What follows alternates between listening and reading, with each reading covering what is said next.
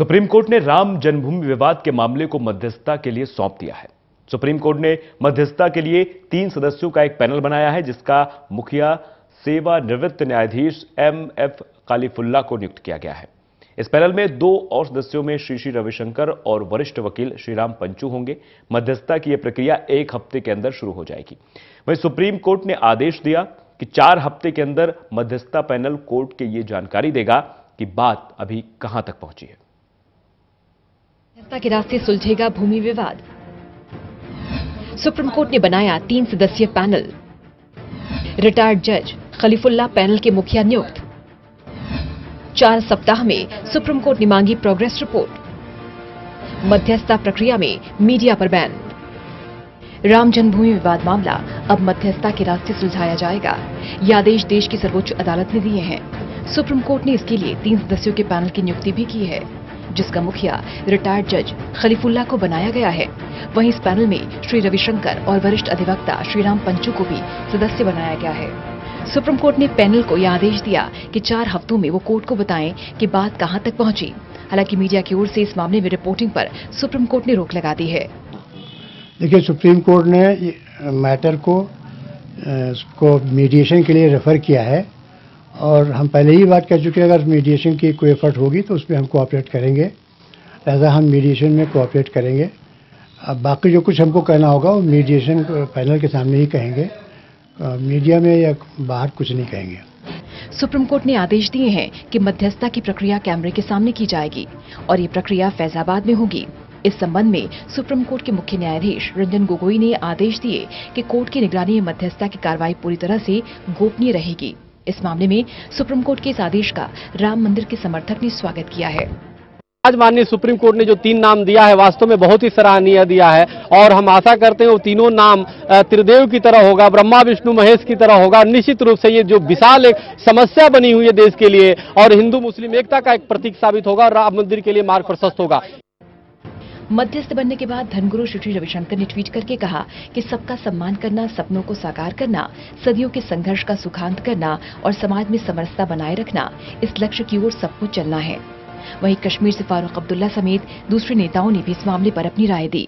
Parties have agreed for mediation under the Supreme Court, and we have all accepted whatever Supreme Court decision finally is going to be. All parties have accepted that. There is nothing new about it. I am not going against Supreme Court. Supreme Court decision will be final. Shri Ravishankar को मध्यस्थता में रखे हैं, चाहे किसी को रखे हैं, तो उनका विवेक है, जो जज के विवेक है, वो हम उस पर टिप्पणी नहीं कर सकते हैं। कोई आएगा उससे बात होगा। निर्मोही अखाड़ा के मतलब ही नहीं है।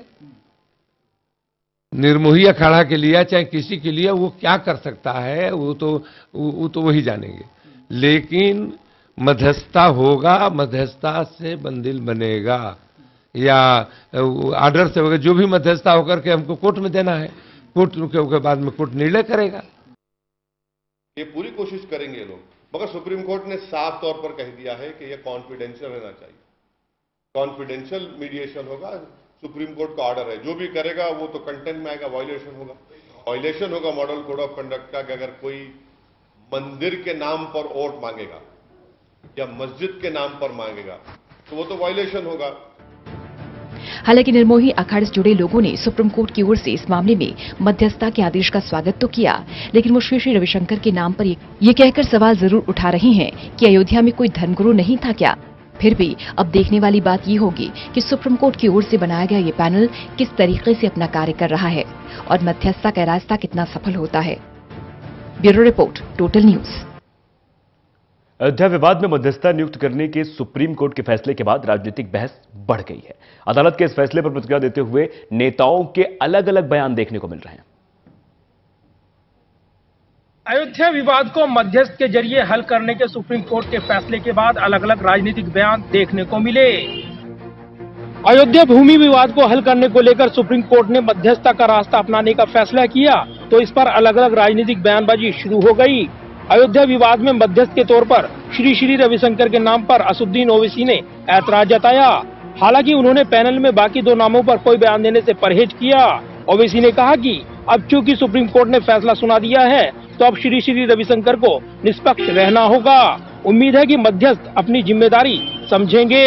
मैं उम्मीद करता हूं कि जो शख्स ने 4 नवंबर 2018 को जो स्टेटमेंट दिया है वो इस बात का ख्याल रखेंगे कि वो अब मीडिएटर है, वो उस अजीम पोजीशन पर सुप्रीम कोर्ट ने उनको अपॉइंट किया है, तो वो अपने दिलो दिमाग से 4 नवंबर का वो स्टेटमेंट निकाल देंगे जिसमें उन्होंने मुसलमानों से धमकी दी और कहा कि हिंदुस्तान में सीरिया बन जाएगा, वायलेंस हो जाएगा, गुडविल गेस्चर। तो जब उनको सुप्रीम कोर्ट ने मीडिएटर बनाया है तो हम उम्मीद करते हैं कि वो न्यूट्रल रहेंगे।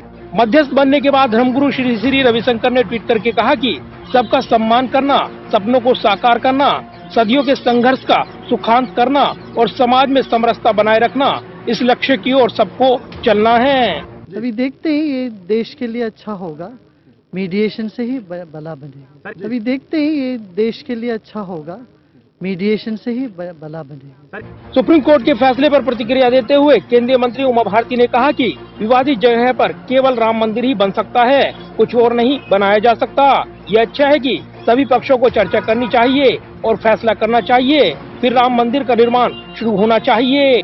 कि जहाँ रामलला विराजमान है वहाँ और उसके आसपास राम मंदिर या हनुमान लक्ष्मण जी सीता जी जैसे मंदिरों के अलावा वहाँ और कुछ नहीं बन सकता। मैं वेटिकन सिटी का बहुत सम्मान करती हूँ, वहाँ कोई मंदिर बनाने जाएगा मैं उसको रोक दूंगी। अगर कोई मक्का मदीना में कोई चर्च बनाने जाएगा तो मैं उसको रोक दूंगी। इसी प्रकार से जहाँ रामलला विराजमान है वहाँ आसपास मंदिर के अलावा कोई भी चीज बनाने की चेष्टा होगी मैं रास्ते में खड़ी हो जाऊंगी। इस फैसले पर अपनी प्रतिक्रिया देते हुए केंद्रीय मंत्री गिरिराज सिंह ने कहा कि मैं सुप्रीम कोर्ट में जो राम मंदिर पर कहा है उस पर कुछ नहीं बोलूंगा, लेकिन इससे पहले भी राम मंदिर विवाद पर मध्यस्थता हो चुकी है, मामले का निपटारा नहीं हो सका। मैं जानना चाहता हूं देश के मुसलमानों से इतना जिद क्यों? क्या मक्का मदीना को छोड़ के दूसरे स्थान पे हज करने जाएंगे? क्या ईसाई वेटिकन सिटी छोड़ करके दूसरे जगह अपना केंद्र बनाएंगे? नहीं। अगर ईसाई वेटिकन सिटी को छोड़ नहीं सकते, मुस्लिम मक्का मदीना छोड़ नहीं सकते, तो ये हिंदुओं को अयोध्या छोड़ने के लिए बाध्य क्यों किया जा रहा है? वहीं मोदी सरकार के एक और मंत्री सत्यपाल सिंह ने इस विवाद पर बयान दिया और कहा कि ये मामला कई सालों से पहले हाई कोर्ट में पेंडिंग था, इसके बाद 2010 से सुप्रीम कोर्ट में पेंडिंग है, लेकिन आज सुप्रीम कोर्ट ने स्वागत योग्य फैसला दिया है।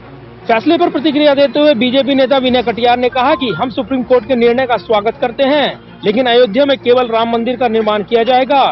विनय कटियार ने कहा कि पुरातत्व सर्वेक्षण ने पर्याप्त प्रमाण दिए हैं कि यह स्थान भगवान राम का है, ये उनका जन्म स्थान है। हम मांग करते हैं कि मध्यस्थता के लिए अदालत द्वारा गठित 3 समिति को भी हिंदू समुदाय की भावनाओं पर विचार करना चाहिए, मुसलमानों को भी हमारी भावनाओं का सम्मान करना चाहिए। लेकिन राम की जन्मभूमि जहाँ है, जहाँ पूजा अर्चा हो रही है, जिस स्थान को लेकर के 3.5 लाख लोग बलिदान हो गए, 76 बार युद्ध हो चुका है, उस स्थान पर ही राम मंदिर बनेगा। उसमें किसी भी प्रकार का कोई कंफ्यूजन नहीं है, हम उसी स्थान पर बनाएंगे। दुनिया के कोई भी ताकत उसको रोक नहीं सकती। राम मंदिर पर सुप्रीम कोर्ट के इस फैसले पर प्रतिक्रिया देते हुए बीजेपी नेता सुब्रह्मण्य स्वामी ने कहा कि कोर्ट ने मध्यस्थता कमेटी गठित की है, ये कुछ मापदंडों के तहत काम करता है। बाबरी मस्जिद बनने से पहले वहाँ राम मंदिर था, अगर राम वहाँ पैदा हुए थे तो मुझे वहाँ प्रार्थना करने का मौलिक अधिकार है। विवादित जमीन पर मंदिर बनना है, क्या इसके बगल में मस्जिद बनाई जा सकती है? मेरा जवाब है नहीं, मस्जिद कहीं भी बनाई जा सकती है। इस फैसले पर अपनी प्रतिक्रिया देते हुए शिवसेना सांसद संजय राउत ने कहा कि ये कोर्ट का फैसला है, लेकिन कई लोगों को मध्यस्थता का रास्ता मंजूर नहीं है। इस फैसले पर अपनी प्रतिक्रिया देते हुए बीएसपी सुप्रीमो मायावती ने कहा कि ये नेक नियत पर आधारित ईमानदार प्रयास लगता है, इसलिए बीएसपी इसका स्वागत करती है। जाहिर है राम मंदिर को लेकर आए सुप्रीम कोर्ट के इस महत्वपूर्ण फैसले के बाद अलग अलग राजनीतिक प्रतिक्रियाएं देखने को मिली। कैमरामैन विदा ब्रिक के साथ प्रदीप कुमार, टोटल न्यूज, दिल्ली। कांग्रेस ने अयोध्या विवाद में मध्यस्थता को लेकर आए सुप्रीम कोर्ट के फैसले को अच्छी पहल बताया। कांग्रेस प्रवक्ता टॉम वडक्कर ने राम मंदिर को आस्था का विषय बताया और कहा कि अच्छा होगा अगर बातचीत से अयोध्या विवाद का कोई समाधान निकले। खास बातचीत की हमारे संवाददाता ने। सुप्रीम कोर्ट ने अयोध्या के मामले को लेकर 3 सदस्यीय पैनल के गठन का फैसला किया है और इसके बाद यहां पर इस मामले में कई सियासी बयान देखने को मिल रहे हैं। कांग्रेस के राष्ट्रीय प्रवक्ता इस वक्त हमारे साथ हैं टॉम वड़क्कन साहब, जो फैसला सुप्रीम कोर्ट का अयोध्या मामले में 3 सदस्यीय पैनल उनकी ओर से गठित किया गया है, जो 4 हफ्ते में अपनी शुरुआती रिपोर्ट देगा।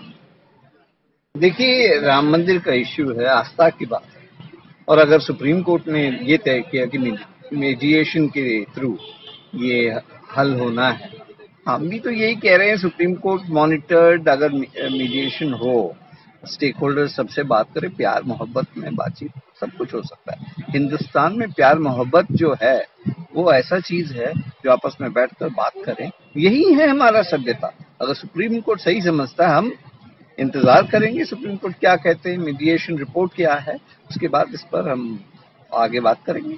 मध्यस्थता का सुप्रीम कोर्ट का फैसला, ऐसे में ये भी कई सवाल खड़े हुए हैं। खासतौर से असदुद्दीन ओवैसी का बयान आया है, उन्होंने श्री रविशंकर को पैनल में शामिल किए जाने पर उनके पूछड़े बयान की याद दिलाई है और कहा कि वो एक पक्षकार हैं, उनको इसमें शामिल किया गया है। उम्मीद करेंगे कि वो निष्पक्ष रहेंगे।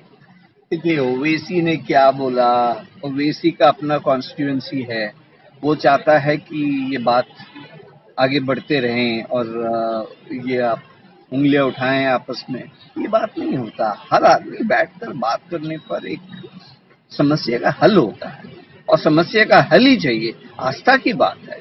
और ओवैसी जो कहें या कोई और कहें, उस पर ध्यान देना जरूरी नहीं है। जो ध्यान देने का बात है कि आपस में बैठकर बात करने का भारतीय सभ्यता वो है। बीजेपी हमेशा कहती रही है कि राम मंदिर आस्था का विषय है, राजनीति का नहीं। हम कब कह रहे हैं राजनीति की बात? हमने अभी भी कहा कि आस्था की बात है। जहां आस्था है, जहां विश्वास है, वही बात है। अगर विश्वास आदमी को है और बातचीत से मामला हल हो सकता है, सुप्रीम कोर्ट मॉनिटर्ड होगा, अच्छी बात है। आप इस फैसले का स्वागत कर रहे हैं, कांग्रेस पार्टी इस फैसले को कैसे देख रही है? लेकिन हमने पहले भी कहा कि सुप्रीम कोर्ट जो भी कहता है इस विषय पर, और उस पर हमें विश्वास है। ये पहले भी कह चुका, कोई नई बात तो है ही नहीं।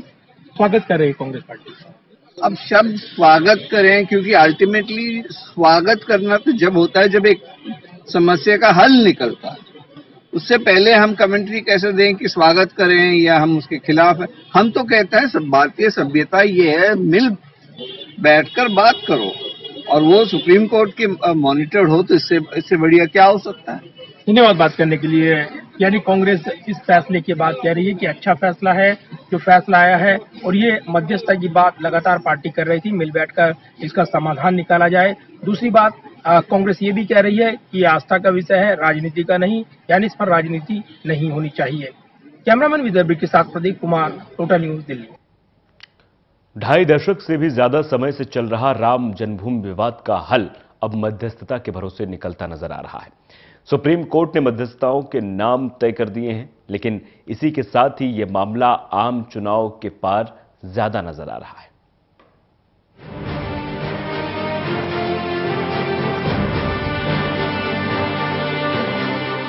पिछले 1-2 साल से राम मंदिर के निर्माण का मुद्दा बहुत जोर शोर से उठाया जा रहा है। लगातार ये कहा जाता रहा कि इसका निर्माण शुरू होने ही वाला है, और इस पर हर पार्टियों के नेता वार पलटवार भी करते रहे हैं। वहीं अब बहुचर्चित राम जन्मभूमि बाबरी मस्जिद का विवाद एक बार फिर मध्यस्थता की ओर बढ़ चला है। सुप्रीम कोर्ट ने शुक्रवार को 3 मध्यस्थों के नाम का ऐलान कर दिया, जिन्हें अगले 8 हफ्ते में अपनी रिपोर्ट सुप्रीम कोर्ट को सौंपनी होगी। यानी इससे साफ है कि अप्रैल-मई में होने वाले लोकसभा चुनाव से पहले अयोध्या मसले पर किसी तरह का फैसला आने की उम्मीद दूर दूर तक नहीं दिख रही। लोकसभा चुनाव से पहले लगातार मंदिर निर्माण को लेकर आवाजें उठ रही थी। विश्व हिंदू परिषद, राष्ट्रीय स्वयंसेवक संघ, साधु संतों के अलावा कई हिंदूवादी संगठनों की ओर से केंद्र सरकार पर अयोध्या में राम मंदिर निर्माण को लेकर दबाव बनाया जा रहा था। बीते दिनों साधु संतों और विश्व हिंदू परिषद की धर्म संसद में भी राम मंदिर को लेकर प्रस्ताव पास किया गया था और अपील की गई थी कि मोदी सरकार को तुरंत अध्यादेश लाकर राम मंदिर निर्माण शुरू करना चाहिए। हालांकि मध्यस्थता के लिए 8 हफ्ते का समय मिलने के साथ ही उन आवाजों को भी झटका लगा है जो लगातार कह रहे थे कि 2019 के लोकसभा चुनाव से पहले मंदिर निर्माण होना चाहिए। बीजेपी की ओर से भी पार्टी अध्यक्ष अमित शाह उत्तर प्रदेश के मुख्यमंत्री योगी आदित्यनाथ कह चुके हैं कि बीजेपी राम मंदिर निर्माण के लिए तैयार है। हालांकि हर बार बीजेपी की तरफ से यही कहा गया है कि पार्टी संवैधानिक रूप से ही मंदिर निर्माण के पक्ष में है, जिसके बाद विपक्ष की ओर से भी इस बात का आरोप लगाया गया था कि बीजेपी चुनाव से पहले इस मुद्दे को गरमा रही है। दरअसल सुप्रीम कोर्ट ने मध्यस्थों के पैनल को 8 हफ्ते में अपनी रिपोर्ट देने का समय दिया है। इसके अलावा उन्हें छूट भी दी गई है कि अगर उन्हें अधिक समय चाहिए तो वो सुप्रीम कोर्ट से अधिक समय मांग सकते हैं। यानी 8 मार्च से लेकर 8 मई तक ये मसला मध्यस्थों के पास ही रहेगा। और इन सब के बीच गौर करने वाली बात ये भी है कि मई जून में गर्मियों की छुट्टी के कारण सुप्रीम कोर्ट बंद रहती है। इस बीच उम्मीद जताई जा रही है कि लोकसभा चुनाव अप्रैल मई के महीने में ही होंगे।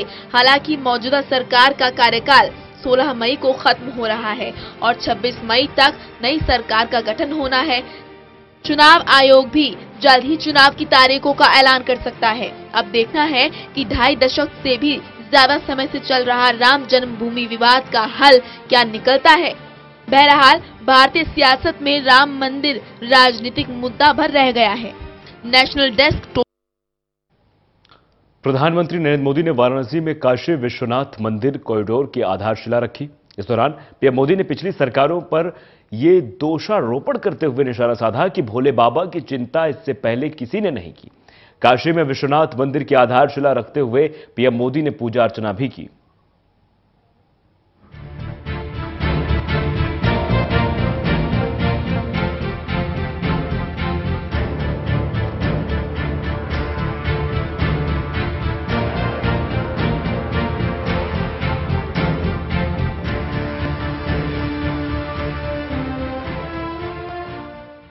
हमारे देश के प्रधानमंत्री नरेंद्र मोदी जन कल्याण के मामले में वो खुद से बड़ा किसी को नहीं मानते, लेकिन हमारे प्रधानमंत्री महोदय ने अब शायद तरक्की कर ली है। वो इंसानों के कल्याण से ऊपर उठ चुके हैं। अब वो भगवानों का भी कल्याण करने का दावा करते नजर आ रहे हैं। तभी तो वो काशी विश्वनाथ मंदिर में जकड़े हुए भगवान भोले को आज मुक्त कराने का दावा करते दिखे।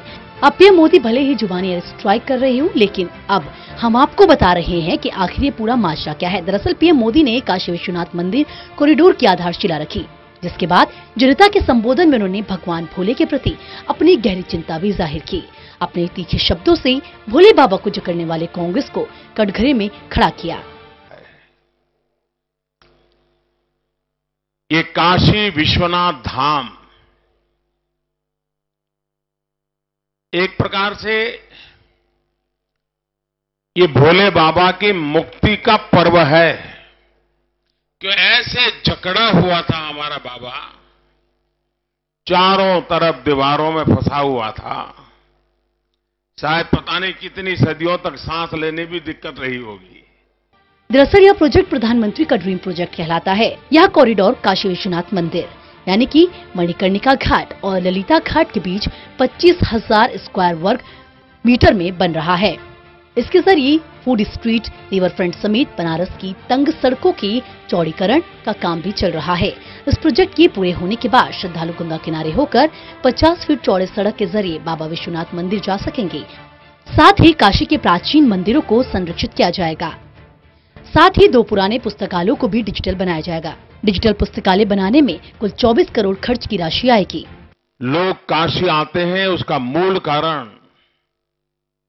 काशी विश्वनाथ महादेव के प्रति अपार श्रद्धा है। उस आस्था को बल मिलेगा। हमारे मंदिरों की रक्षा कैसे हो, व्यवस्था कैसे हो, उसका एक मॉडल तैयार होगा। पुरातत्वीय चीजों को बचाए रखते हुए, उसकी आत्मा को वैसे ही बरकरार रखते हुए आधुनिकता कैसे लाई जा सकती है, व्यवस्थाएं आधुनिक कैसे बनाई जा सकती है, इसका एक बहुत ही अच्छा मिलन इस परिसर के निर्माण कार्य में दिखाई देगा। ये काशी विश्वनाथ धाम काशी विश्वनाथ मंदिर के आसपास का पूरा परिसर के रूप में जाना जाएगा और गंगा मां तक हमें ये परिसर ले जाएगा, ये धाम हमें मां गंगा से जोड़ेगा। इससे पूरे विश्व में काशी की एक नई पहचान बनने वाली है। 250-250 साल के बाद शायद इस परमात्मा ने मेरे ही नसीब में लिखा था इस कार्य के लिए। इधर सरकार काशी को क्योटो की तरह खूबसूरत बनाने की कोशिश में है, लेकिन वाराणसी की जनता के लिए सरकार का ये प्लान मुश्किल भरा है, क्योंकि यहाँ बेतहाशा इमारतें तोड़ी जा रही हैं, जिससे वाराणसी के निवासियों को इस बात का डर है कि इस प्रोजेक्ट से काशी की ऐतिहासिक और असली पहचान ही कहीं खतरे में पड़ न जाए। National desk, total news. Lok Sabha चुनाव 2019 के लिए समाजवादी पार्टी ने अपने 6 उम्मीदवारों की पहली लिस्ट जारी कर दी है। इस लिस्ट में समाजवादी पार्टी के संरक्षक मुलायम सिंह यादव को इस बार मैनपुरी से सपा प्रत्याशी बनाया गया है। तो वहीं इस पहली लिस्ट में मुलायम के अलावा उनके परिवार के 2 सदस्यों अक्षय और धर्मेंद्र यादव को भी टिकट दिया गया है।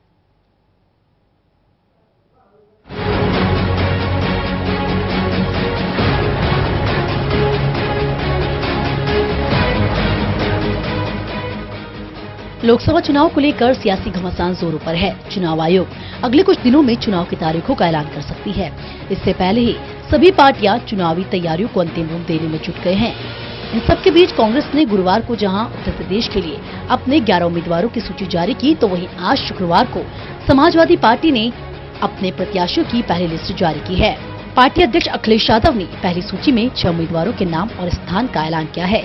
इस लिस्ट के मुताबिक समाजवादी पार्टी के संरक्षक मुलायम सिंह यादव मैनपुरी से चुनाव लड़ेंगे। मुलायम सिंह यादव फिलहाल आजमगढ़ से सांसद है।